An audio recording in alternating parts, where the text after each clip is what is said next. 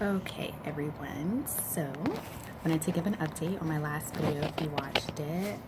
I talked about how I had quit my dead-end job and was searching for another one. I quit right before the holiday season and I have zero regrets about it.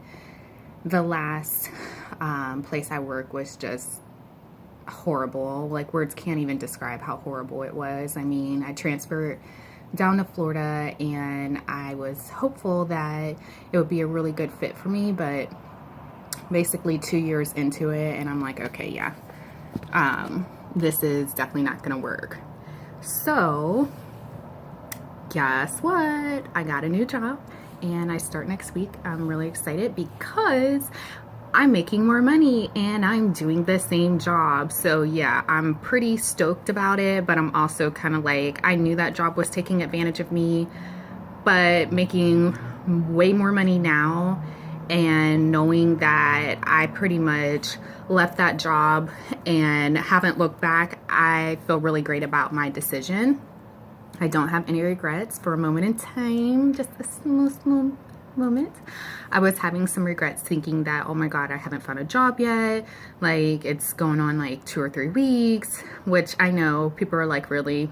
2 or 3 weeks you've been looking for a job and you're stressed out? I mean, I wasn't like necessarily stressed because, as I had said in my previous video, that, you know, I had saved up for a while. Thankfully, I will not have to dip into my savings at all because it hasn't even been 30 days since I found a new job. And I'm super excited. The place that I'm going to be working at, the people are really nice. The building is really beautiful.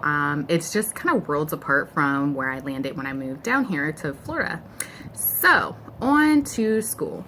I am taking my 3rd class at the Chicago School of Professional Psychology, and you know, this time around, you know, it seems like the school's really big into every class has to have a group assignment, which, you know, I really don't like that. I know that in college, you know, we all have had to do group assignments, even in, you know, secondary education, but quite honestly, it's just way draining and it's not like it's work that you can't do yourself. So this girl reached out to me, sorry, before school even started, and she was like, hey, you know, did you want to be in a group? And I'm thinking like, okay, sure. Like, I didn't even know we had a group assignment coming up. Like, classes haven't even started and they just opened up the course for us to view, but you know, she was Johnny on the spot, so I was kind of like, okay, cool. So, you know, everything seemed really copacetic. Well, when it came time to actually do, you know, the work for, because we have to do a group project for literally the entire course. Like, it's not like, okay, you have an assignment and you turn it in that week and then you're done.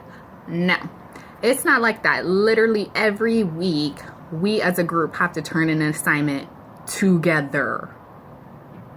Yeah, I think I probably should have did like my own interview for this chick, because I'm in a group with, let me give you the players. Her, this girl that is literally Ghost. That's what her name is to me, because she got put in our group by the professor because she was late getting assigned to our class. So I thought it was kind of ridiculous that the professor put her in our group on a Thursday. The project's due Sunday night. This girl said not one word to any of us until Sunday. Okay, you know that you're put in this group, you know that you have work to do, and you don't feel like you need to say anything. Got it. Okay, we see what your work ethic is. Then another person that I've been in a group with for several classes, not several, but a couple projects. You know, I'm kind of used to her work ethic. She's just slow to do the work. It's not that the work is bad. It's just, you know, it's kind of takes a while to get her kind of going. And then this new person, the one that was, you know, Miss Little Recruiter Bee, she is just a whole nother type of passive aggressive that, you know, it's a good thing I'm in the counseling profession, because it's kind of like working with a patient, you know, like you can't flip out on your patients, can you? No. So, yeah, she's just a nuisance to me. She thinks that she's like the professor for some reason, and we're supposed to do our paper in APA. Well, considering that I did probably about 85% of the last assignment, and then she reformatted what I wrote and put it into these weird categories, which I was just kind of like, if that's what you want to do, like, I'm not the type of person that's going to kind of like argue about something in a group, because at the end of the day, like, I just want to get it turned in and then see what the grade's going to be. Like, I just, some people want to battle everything, and I can see this girl is like, she wants to battle everything. Like, as soon as you do something or you say you're going to do something, oh, we'll put it in the draft so I can see it. Okay, you see it in the email, why don't you just say something while it's in the email? So as soon as I would put something in the paper that she clearly saw me put in the email that I was going to do, and then she'd scrutinize it. Well, I don't really think that that should go in the paper. I don't think that we should do that right now. I don't think that, we should, do anything that basically you've done. Okay. I'm going to not use the word I'm about to call her. You want to sit up here and talk about, let me recruit you, Camille, to be in the group, and then you trying to act like I don't even know how to do graduate level courses. Let me tell you something. I have a 4.0. I think I can pretty much write anything. I graduated my undergrad with a 3.5 in economics and marketing. So I think that I might have a concept of how to do schoolwork. Just saying. And so when she was like, well, since you said that you were going to do the cover sheet, I'm just waiting for you. Like, this chick literally sat for hours and hours on Sunday when she could have easily just put the cover sheet on. No. So around 5 o'clock, now mind you, this paper is due at 11 o'clock at night. 5 o'clock, I put the cover sheet on, because I'm like, I literally sat back just to see how petty she was, to see if, like, okay, it's been a while. If somebody hasn't put the cover sheet on, wouldn't you just take the initiative and do it? Not hashtag petty wop. Oh no. So as soon as I submit with the cover sheet, here she goes magically 5 minutes later, which lets me know that she was clearly watching the email like a stalker. And she's like, well, this is supposed to be an APA format. And I'm thinking, like, I just did 85% of the paper. You reformatted when it wasn't APA to this weird freaking timeline crap. And then you think I'm going to undo the work that you did while undoing my work? Yeah, notice how that makes no freaking sense. And so I'm sitting there like, okay, I'm not going to respond to this chick. So then she wants to test me. Like, I know I'm half crazy. So I'm like, okay, this is setup. You're going to sit up here and be like, oh, okay, texting me. Now, mind you, we've been on school email. So why are you texting me on my personal phone? Like, honey, this is not a personal conversation. This is schoolwork. Let's keep it in the chat so that if something pops off, the professor can see, because I don't trust her. And so she was like, can I call you real quick? No response. I'm like, why would you call me? We were just on the inbox. Why? Because she's a starter. And so she didn't get a response back from me. And so then she goes in the inbox and she's like, well, we have to submit our own paper. And I said, yeah, nobody said that we weren't submitting our paper. Now, mind you, the ghost and the slow to react person, yeah, they're pretty much obsolete. Like, let's not even get it started. I was like, okay, why are you telling me this? Obviously, we have to submit our own individual paper. And I said, yeah, I never said that we weren't. This is the paper with the cover sheet because, everybody was like, the paper's done and we just needed the cover sheet. Now, mind you, I've been waiting to do the cover sheet because she put some freaking side notes all over the paper. Like she was the professor and putting arrows towards stuff. Like she was grading our work. I mean, I'm telling you, this chick is literally on a whole nother level of annoyance. I cannot wait to get rid of her. And so then she texted me and with this passive aggressive, no worries, smiley face, in my paper, I'm going to turn it in an APA.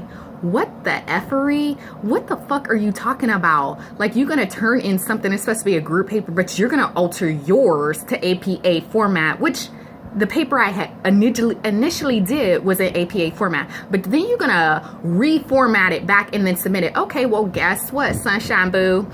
Guess what? The professor saw right through it. So when they graded it, we got a freaking B. I can't even remember the last time I had a B on something. Like, I can't even remember. And so you're gonna sit up here and what did the professor highlight? Was not in APA format. Group did not seem like they worked together. Exactly. First of all, we have Ghost, the chick that, yeah, have you heard me even talk about her? Yeah, because she don't exist. Like, she floating in the sky somewhere. And then the other chick that's always like, well, I'm just waiting to see what it looks like when it's done. Like, no initiative, no drive. She doesn't want to do anything unless somebody forces her to do it, like hand-fed like a baby.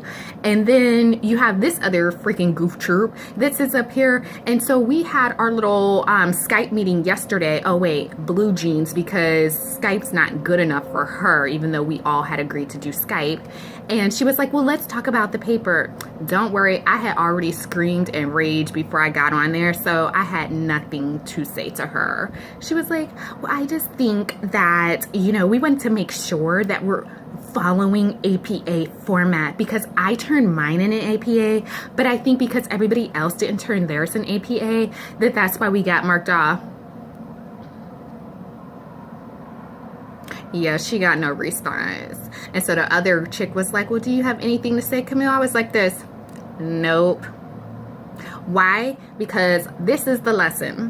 When you see somebody's an antagonizer, when you see somebody is a control freak, now that's coming from me. I'm super control freak, like super duper. But I also know how to control myself in a group, not to make it seem like I am dictating to people like they are children. This is what this chick is doing. She thinks she's above us. I mean, I can smell it in the air. She thinks that she's above all of us. And what she fails to understand is that we're all in grad school. We're all at the same level. It doesn't matter what you do during your day job. We're all here doing the same work. You're not above anybody. We all had to do the same testing, the same everything to get into this program, to get to where we're at. So like, why are you sitting here trying to act like you need to tell us adults what to do? Then she always tries to act like she's so much more busier than us. Like, oh, well, I couldn't do anything because I was so busy. Like, the way she says it is as if none of us are busy at all. Like, none of us have any other jobs. None of us have nothing else to do. Are you kidding? Like, I run 2 businesses and I volunteer and I'm about to start another job. Let me know when you get to that level of busy, then you can sit here and start talking to me about you're too busy to respond to a freaking email, but yet you're on the discussion post for the class and you haven't said nothing in the email. Let me hear about that. So yeah, I could go on forever and ever about this chick, and I know I've rambled to death, but I'm really sick of her, and I got about 5 more weeks to deal with her. So, you know, I don't know if I'm gonna waste another video on her. We'll see. Bye, y'all.